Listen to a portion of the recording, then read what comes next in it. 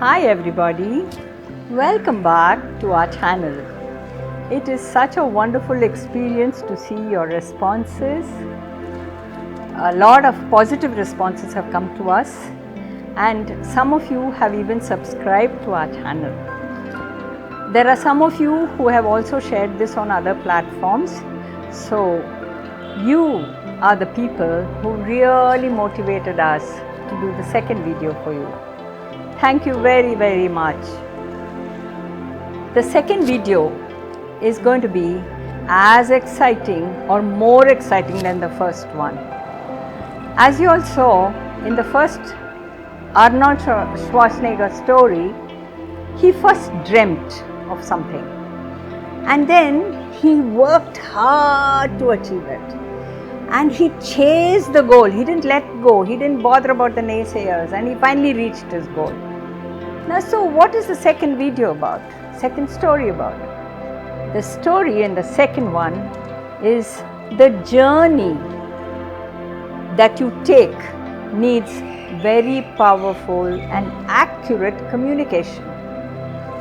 In this second story, we are going to show you how one particular communication said at the right time to the right person at the right place on the right occasion and with complete conviction to the receiver who is also willing to take that communication makes a wonderful change in your whole life.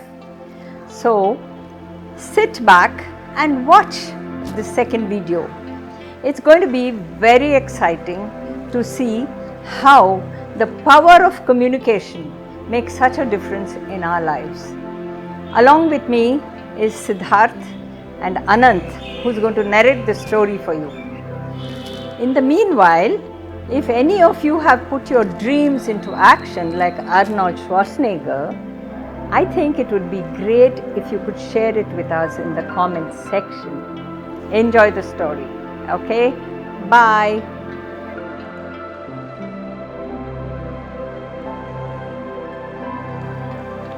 Hello everyone. Today's motivational story is about Sylvester Stallone.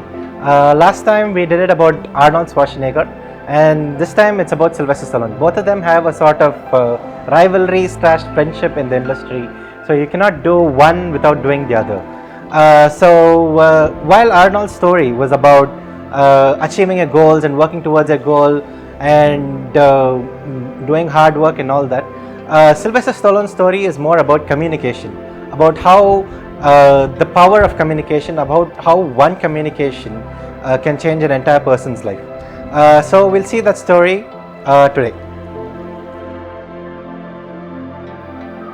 So Stallone was born in 1946 in Manhattan, New Jersey.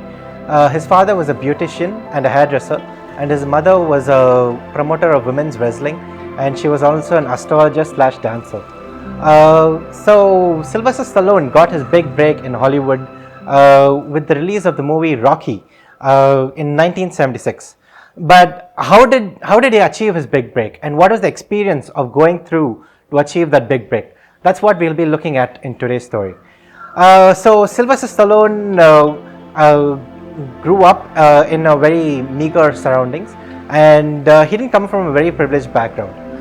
Before we continue with the story, I think there's an important starting story of how Sylvester Stallone was born that we need to talk about first. When Sylvester Stallone was born, his mother was having complications during birth, and Sylvester Stallone was a forceps baby. Now because of that, one of his nerves on his face got severed, and because of that he had a partial paralysis in his face. This is why he slurs his words.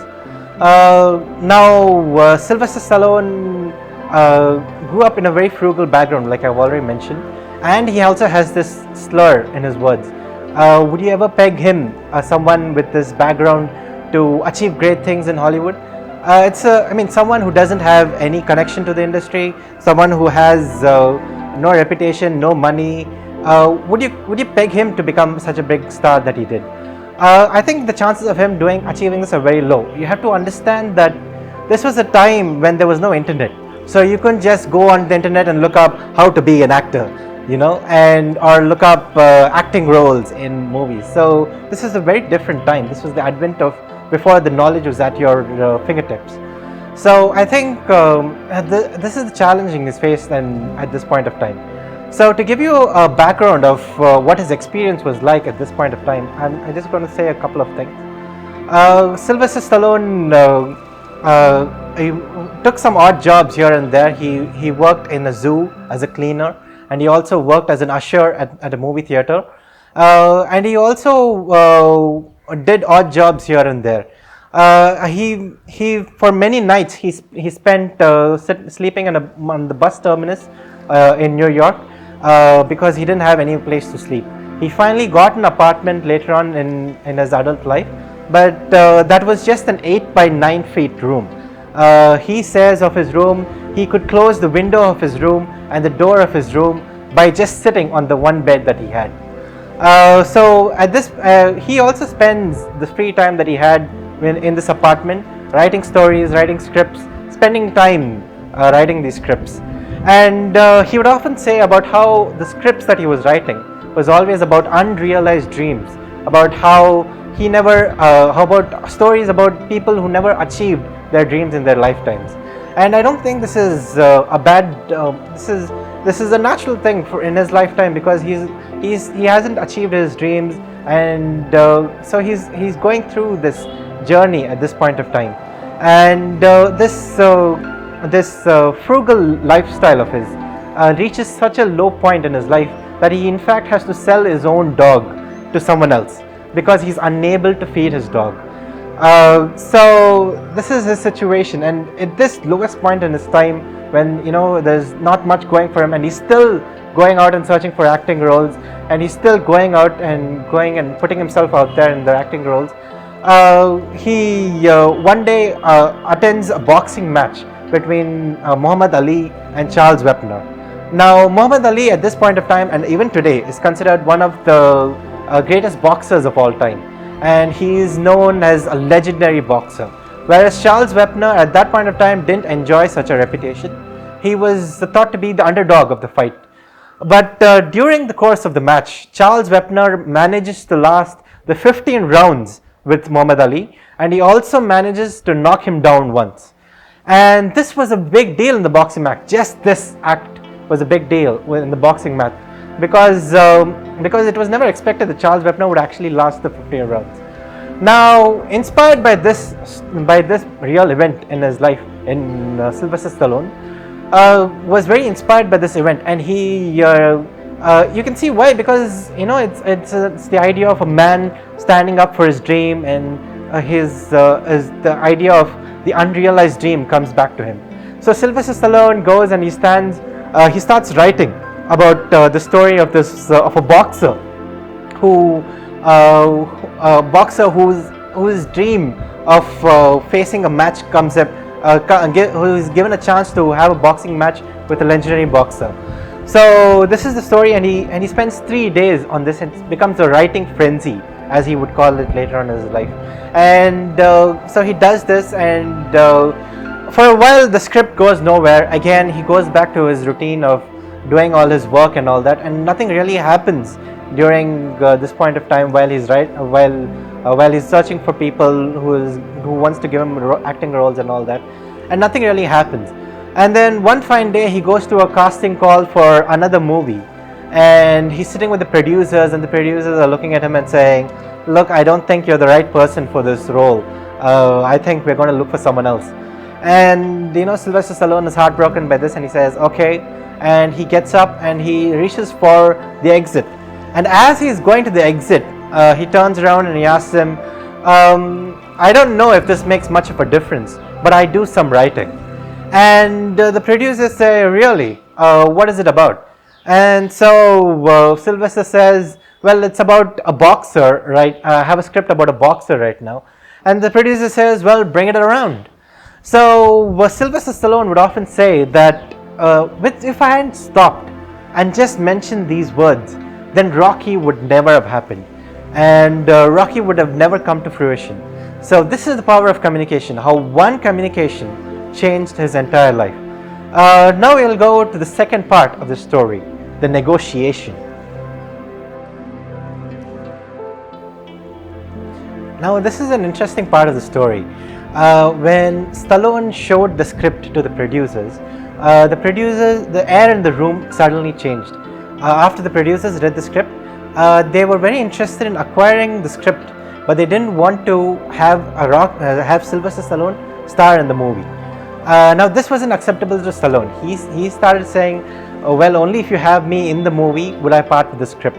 But the producers didn't want him in the script. This was because at that point of time, Stallone wasn't a very bankable actor.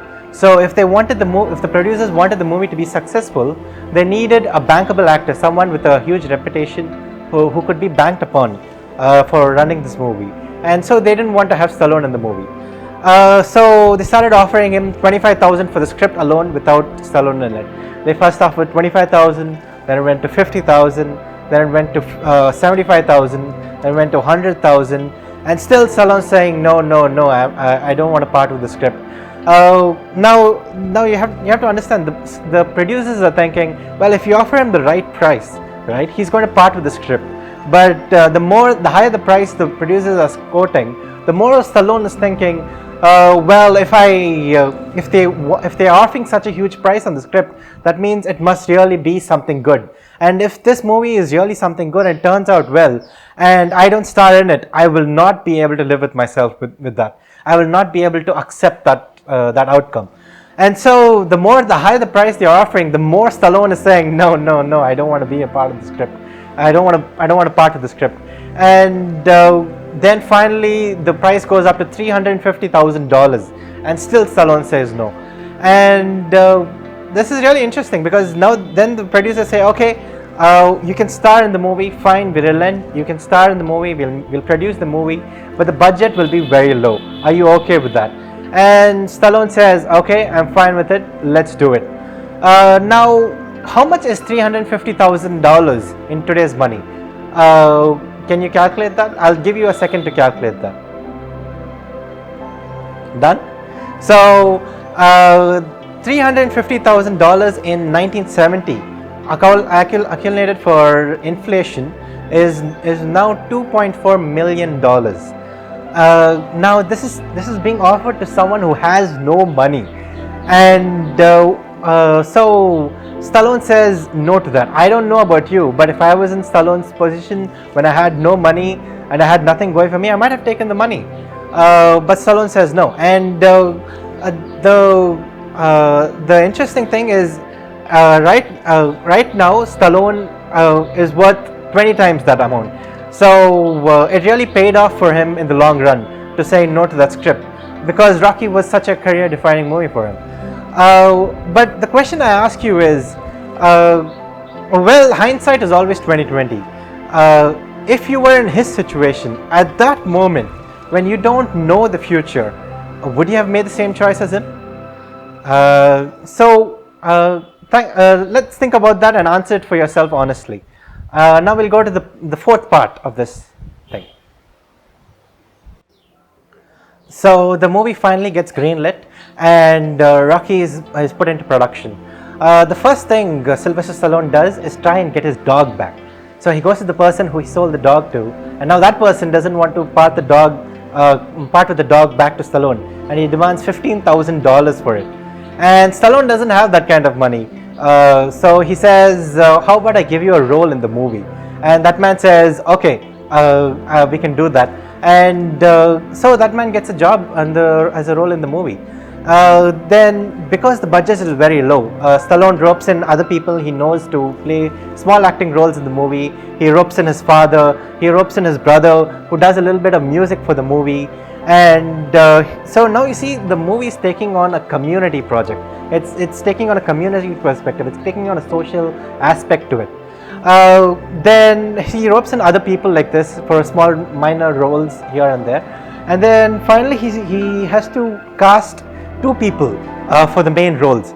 And so the two people he casts are Talia Shire for her part as Adrian in the movie Rocky. And then he casts Carl Weathers as the antagonist in the movie. And the reason he casts them is because he says when Talia Share read the script, right, the atmosphere in the room changed. It almost seemed like she was the perfect person for the role. It just made sense to me suddenly, and that's why he selected her as the star of as the female lead in the movie. And for Carl Weathers, he says, well, when Carl Weathers came into the audition, after the audition was over, he says, well, if I had a real actor, then I would have done a much better job of it. And the people in the auditioning room go, no, that's Stallone. He's the main lead of the role, lead of the movie. And the people, and Carl Weathers says, well, maybe he'll get better.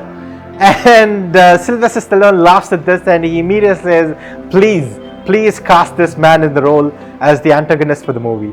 And I really like why he chose these people for the movie. It wasn't because he looked at them and said, well, they had great acting talent, or they had great acting this thing, or they had great acting range, or things like that.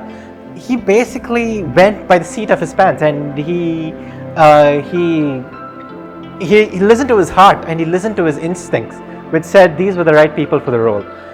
So the movie reflects that. It has a lot of heart because there was a lot of heart that was put into the movie.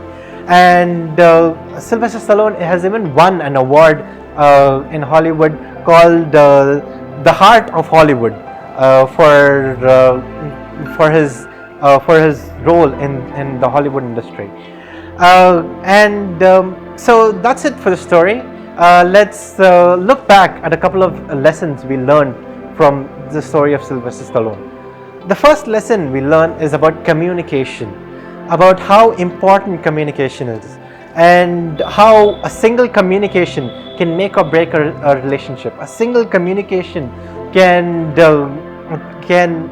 make or break an entire relationship.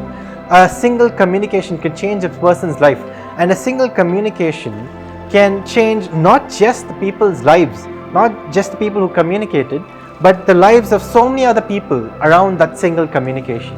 So learn to communicate, and learn what to communicate, to whom to communicate, at what time to communicate. So communication is really important. The second thing we learn is it's not always about logic. You cannot logic and rationale your way out of every aspect of life. Sometimes you just have to listen to your heart and your instincts. And believe it or not, your heart and your instincts are far wiser than you give them credit for. They are really very wise tools at your disposal, and they can really help you and aid you in what you want to achieve in your life. So listen to your heart and your instincts. They know and are very wise. So that's it for the story. If you like the story, share, subscribe, and pass it around, and communicate the story to everyone else around you. Thank you very much for listening. See you in the next one. Bye.